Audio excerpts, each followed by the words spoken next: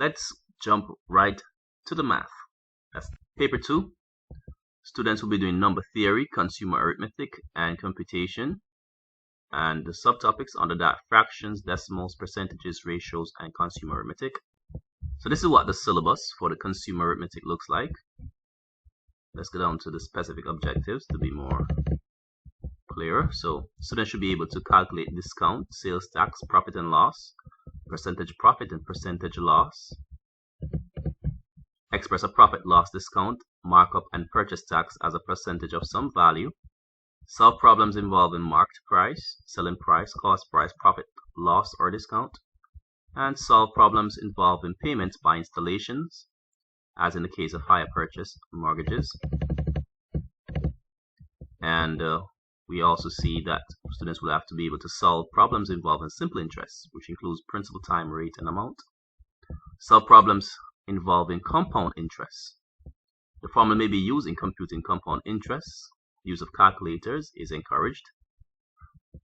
Solve problems involving appreciation, depreciation.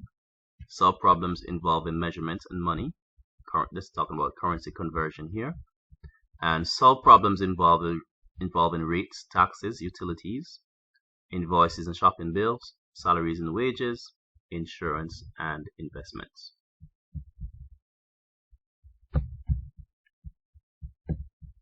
So that's the whole topic for us, consumer arithmetic.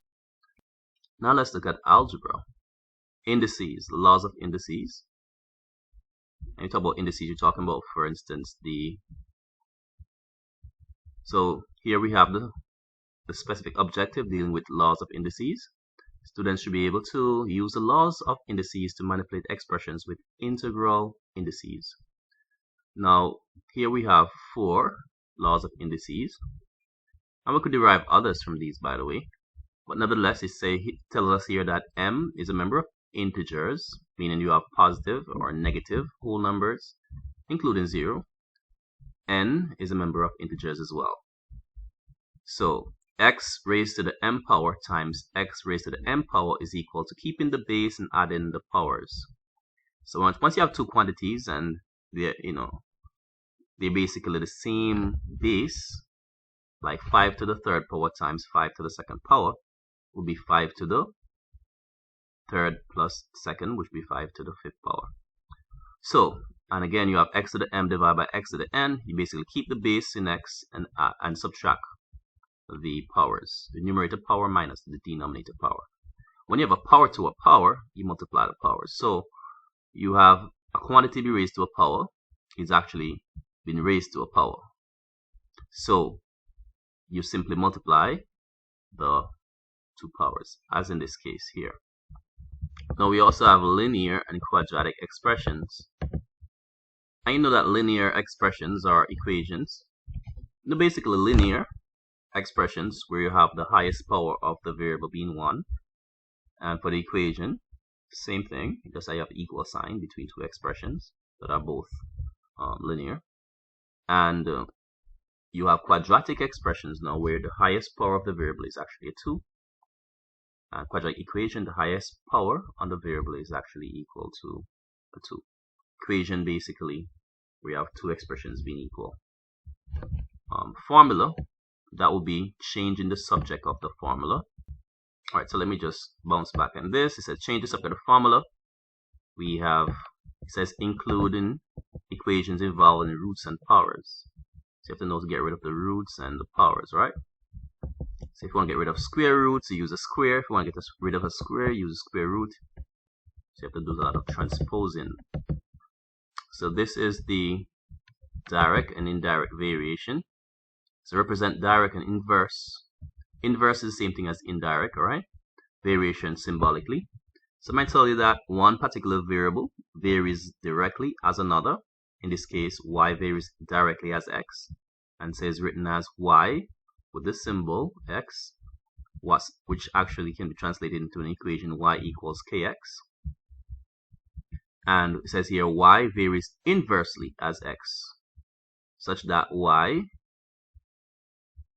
varies inversely, and so inversely you put 1 over x. That's suggesting that it's actually inverse, putting 1 over x itself, showing that it varies inversely as x, which we can write as an equation as y equals k over x, where k is a constant of variation. And this symbol is a Greek letter. Alpha is a Greek letter used to represent variation. If it's direct, you just basically have y varies directly as x, and you put y equals kx. And if it's indirect now, or inversely, proportional, if you want to use that too, you can have inversely proportional, or you can have inverse variation and so forth. So those are different names they use. Alright, so it is indirect proportion or inverse variation.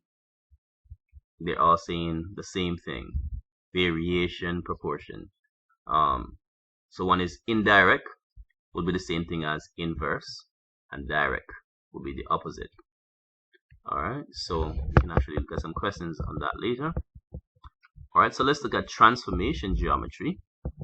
Transformation geometry, which comes under the topic of geometry and trigonometry. We have transformation geometry. So let's look at transformation geometry, which comes under the topic of geometry. And trigonometry is actually part of geometry. Trigonometry deals with the triangles in geometry. Trigon is another name for triangle.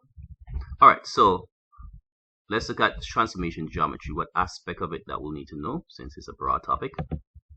So that will be this objective, objective 8 here, that says determine and represent the location of an image under a transformation.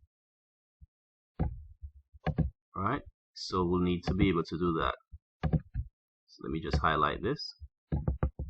Alright, now the image could be under translation in a plane, could be a reflection in a line in the plane, could be a rotation about a point, the center of rotation in that plane.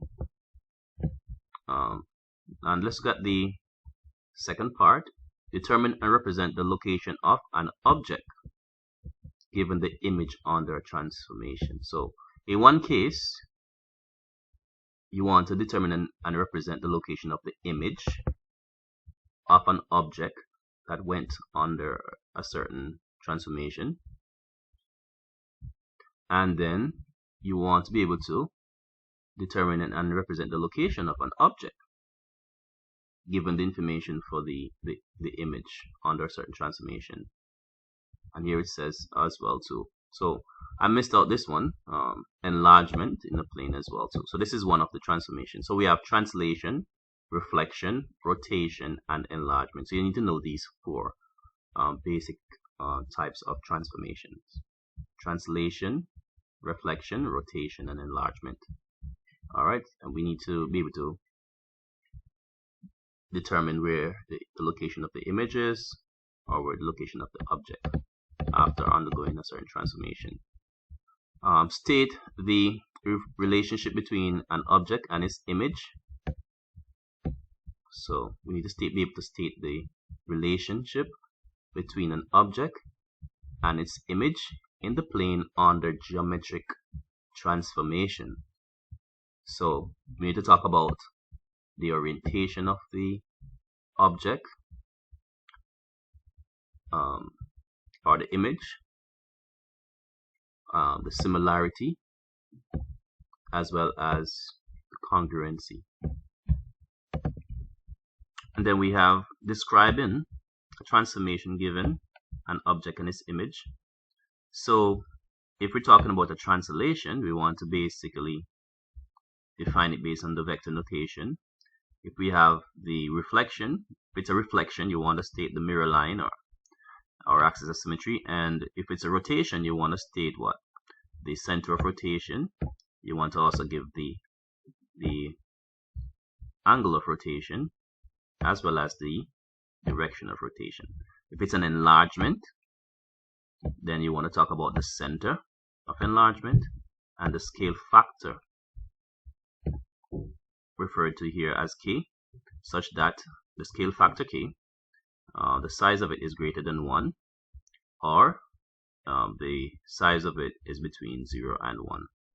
And then you also want to be able to locate the image of an object under a combination of transformations. So you can consider a combination of any two, could be enlargement, translation, rotation, or and reflection. Combination of any of these two should work. And next we have solving triangles that come under geometry. Go back to the syllabus here. Solving triangles, we know we're dealing with trigonometry. So that would be like Pythagoras theorem. You know, c squared equals a squared plus b squared, where c is the hypotenuse and a and b are the shorter sides. And we have defined the trigonometric ratios of acute angles in a right triangle. So we're talking about sine, cosine, and tangent. That's on the formula sheet, right? SOHCAHTOA, remember that. Also relate objects in the physical world, in geometric objects such as angle of elevation, angle of depression, and so forth. Or even bearing. Now, nothing was mentioned of bearings, but it's a broad topic, so they could still include that as well too. Alright, so you want to ensure that you know how to find certain bearings. Apply trigonometry, or apply the trigonometric ratios to solve problems. Spatial geometry, scale drawings, angle of elevation and depression. Use sine, cosine rules to solve problems involving triangles. So I think you want to make note of this, right? And then we also have circle geometry or circle theorems. And these are the circle theorems, right? So you need to know about the radius, diameter, chord, circumference, arc, tangent, segment, sector, and semicircle, and pi as well. Okay, so now it says solve geometric problems using properties of circles and circle theorems. Determining and justifying angles using circle theorems. So here's a circle theorem. The angle which an arc of a circle subtends at the center of a circle is twice the angle it subtends at any point on the remaining part of the circumference. And so this one can be shortened as angle at the center is twice the angle at the circumference. This one says angle at the circumference in the same segment of a circle and subtended by the same arc or chord are equal. So we can say angles in the same segment are equal. So that's, we can actually shorten that as well to that. And it says the angle at the circumference subtended by a diameter is a right angle. So we can say angle in a semicircle is equal to 90 degrees. Right angle, same thing as 90 degrees. So you say angles formed in a semicircle is equal to 90 degrees. This one here is saying that the opposite angles of a cyclic quadrilateral are supplementary. Yes, so you know what cyclic quadrilateral is. A four-sided shape, which is a quadrilateral, four-sided plane shape, with all its four vertices on this circle. That's what makes it a cyclic quadrilateral. All of its four vertices must be on the circle. And what's a vertex? Plural vertices. Where two straight lines meet at a point, we call it a vertex. Okay. So, and here we have some others. The exterior angle of a cyclic quadrilateral is equal to the interior opposite angle. The angle between a tangent to a circle and a chord through the point of contact is equal to the angle in the alternate segment. We can just simply write this as the alternate segment theory. And this one is basically saying a tangent meets a radius or diameter at 90 degrees. So perpendicular meaning here that the tangent will meet the radius or diameter at 90 degrees. When two lines are perpendicular, they meet at 90 degrees. This one says the length of two tangents from an external point to the point of contact on a circle are equal. Right? So watch my circle theorem video and you'll learn much more about this. And this one here is saying what? The line joining the center of a circle to the midpoint of a chord is perpendicular to that chord, or to the chord.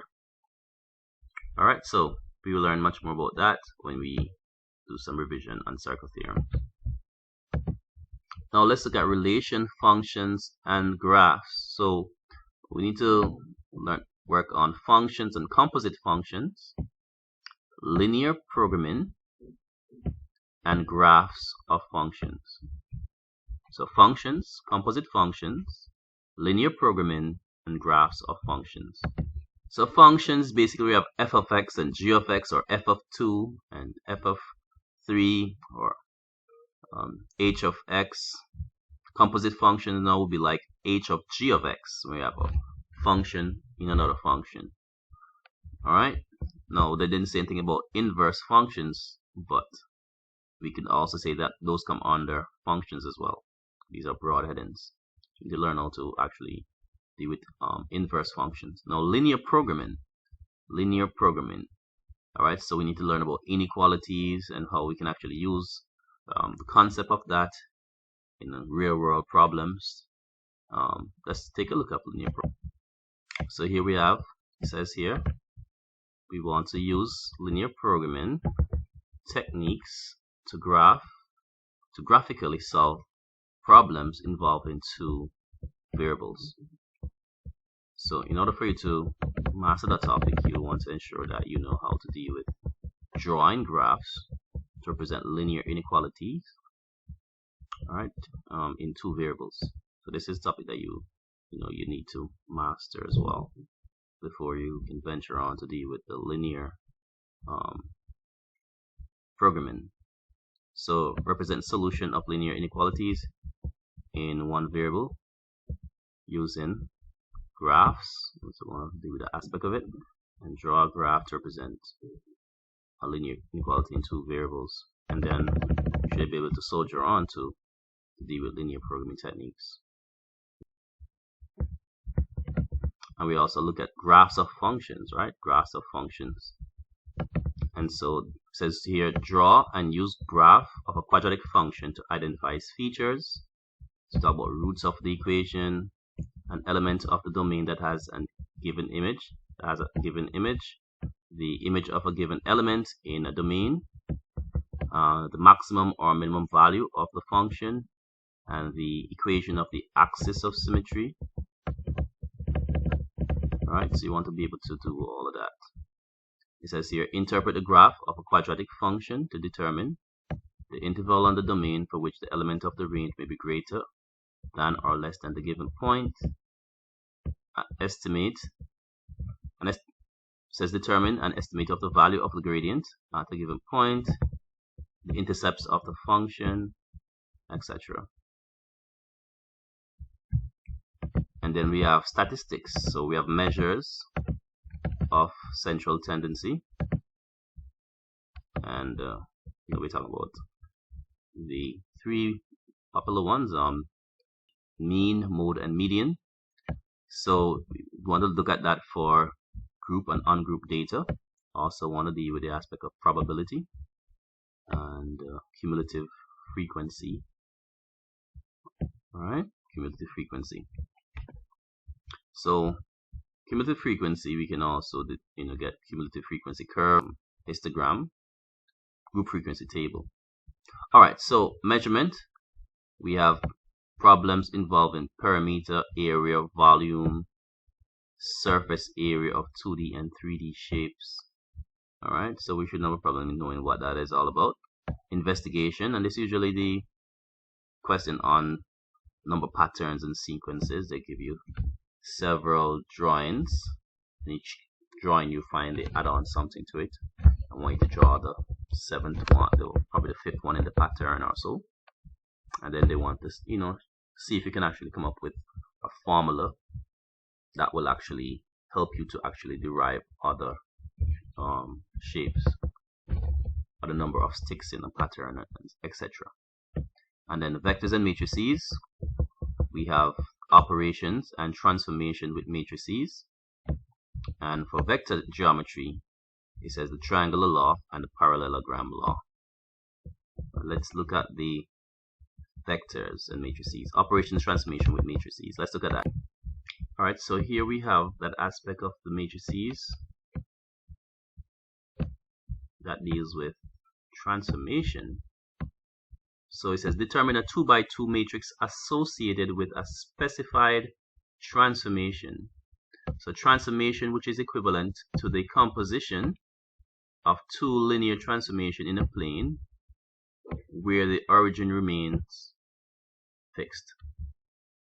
Alright, so we have a reflection in the x-axis and y-axis, the line y equal x, the line y equal negative x. Rotation in a clockwise or anti-clockwise direction about the origin, the general rotation matrix. Enlargement with the center at the origin.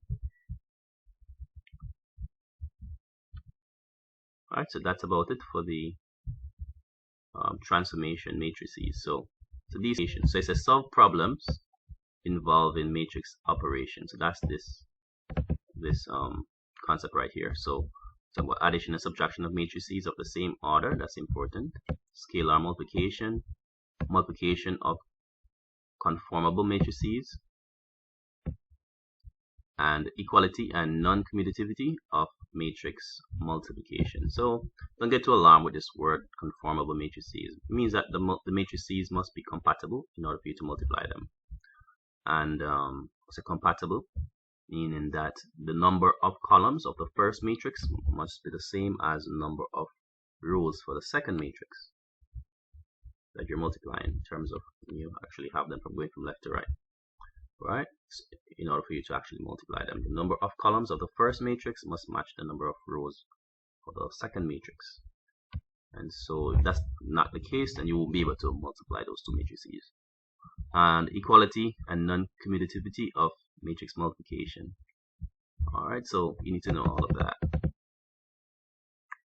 We got the general topic. We can't really say that they won't include those aspects of things.